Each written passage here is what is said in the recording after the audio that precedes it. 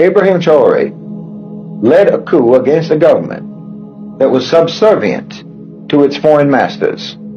There's been many coups across the continent, but usually those just replaced one neo-colonial agent with another, usually. But Ibrahim Traore is different. He's not just changing the government. He is uprooting the whole system of neo-colonial domination, and he's succeeding. He's understood what many people have failed to grasp, which is that independence is meaningless if you don't sever the control of the owners and controllers of global financialized capital. He's understood that security is a myth as long as it depends on the military patronage of your former colonizers. And he's understood that sovereignty is impossible under the shadow of Western tutelage. He's not merely a head of state. Ibrahim Traore is the revolutionary archetype of the 21st century. He was forged in the reality of Western-backed insurgency and Western economic warfare and propaganda. Because, today the fight for freedom is not just waged by armies anymore, but by narratives and by resource policies and by alliances and by collective sovereignty. Traore has made the choice to look towards Russia and Turkey and towards other new centers of power in the multipolar world. That's strategic. Not because they're perfect allies, but because he recognizes the necessity of breaking the Western stranglehold on Burkina Faso. This is pragmatism in service to principle. This again is the methodology of middle nation. It's engagement without submission, cooperation without subjugation. It's trade-offs without selling out. He also understands, crucially, that Africa's liberation cannot be rented from outside. It has to be rooted in the reclamation of Africa's own wealth. His moves to exert control over Burkina Faso's gold, building indigenous defense capacity and food sovereignty, these aren't just political decisions. These are acts of civilizational self-respect. It's a declaration that Africa's children will no longer be bled dry for the enrichment of Western imperial capital. We see Ibrahim Traore as a brother, not simply because of his faith, but also because of his fight. Because he embodies the spirit of the Quranic guidance to stand firmly for justice, even if it is against your own selves, even if it is against those who are in power, and even if it is against the odds.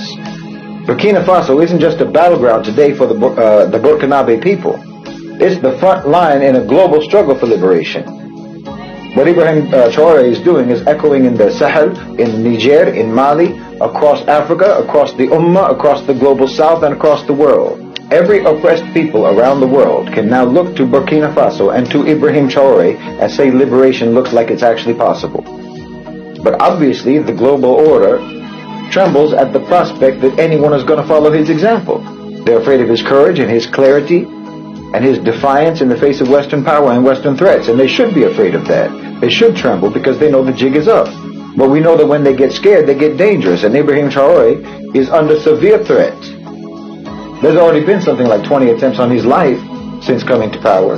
They just stopped a coup from happening last week, organized by the Americans and by the French, right there in the French embassy. Because a free Africa is just something that old wolf can't take.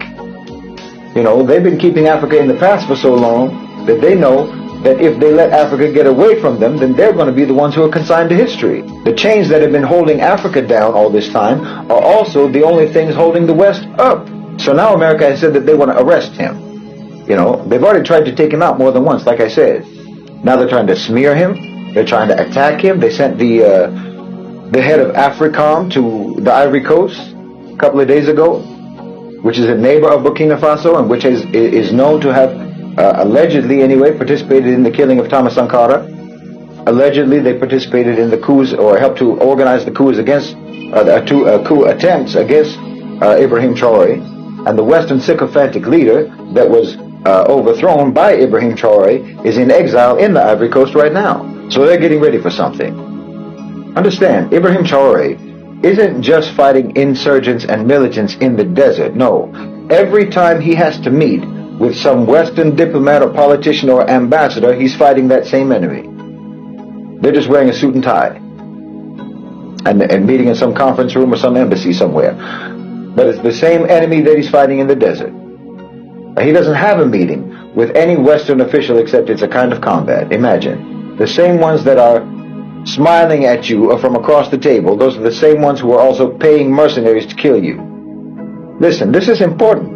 Burkina Faso is important. Ibrahim Traore is important for everyone, not just for Africans, not just for the Burkinabes. This isn't about idolizing the man. It's about understanding the importance of what he represents. And what he represents is a paradigmatic shift that the whole world needs. You understand me? The OCGFC have been on a path of power consolidation for decades, accumulating more and more power in fewer and fewer hands, and leaving almost nothing beyond their control. We are in a struggle against this consolidation. Do you understand? It's a struggle for decentralization. That's the essence of it. That's what multipolarity is. It's decentralization. We need to pursue, protect, and preserve variance. They don't want there to be any options. They don't want there to be any divergence, any independence. But see, they built their power structure initially on the assumption that American power would last forever. Now they're understanding that they have to recalibrate. They need to transition. It's like they built one of those Jenga towers on a kitchen table, and now they have to relocate it. They have to move that tower all the way across town without it falling apart. Because now you have to move to the global south. It's a completely different terrain than what they're used to. So they're going to try to eliminate as many variables as they can to try to manage this transition so they come out on the top. Because they don't want their tower to fall apart. But if their tower falls apart, that is liberatory for everyone on this planet. Burkina Faso, as I say, represents decentralization. It represents variance. It represents a threat to the power consolidation. They see Ibrahim Traore as a glitch in their system. But their system is a virus on humanity. Burkina Faso represents not only the promise of African liberation, but liberation for all of us. And the instinct for liberation is not a bug in the human software. It's a feature. So everyone should do whatever they can, and we should all do all we can to try to defend and protect Ibrahim Traore. Because wallahi, this is a matter of self-defense. Ibrahim Traore isn't simply a political figure. He's a turning point.